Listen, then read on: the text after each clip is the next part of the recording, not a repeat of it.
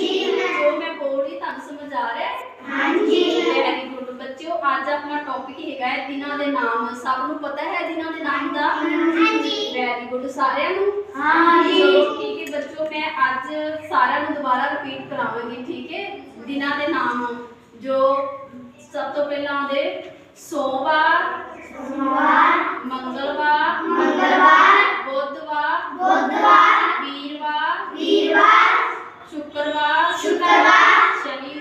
शनिवार, एतवार। चलो बच्चों हम ताड़े सारे नूं समझ आई जो भी मैं बोलिया है?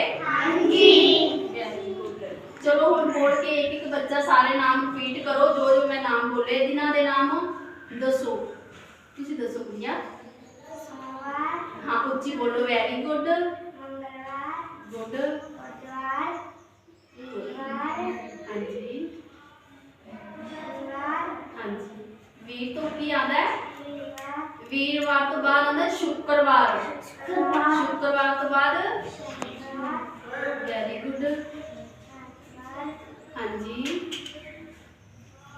Very good. तुसी दसो बच्चे सारे दिनों के नाम दसो जो जो मैं बोले। समझ आ रही तुहानू? सारे उच्ची बोलो। चलो मैंने दसो सारे नाम। सारे इकट्ठे बोलो, इकट्ठे सारे बच्चे इकट्ठे।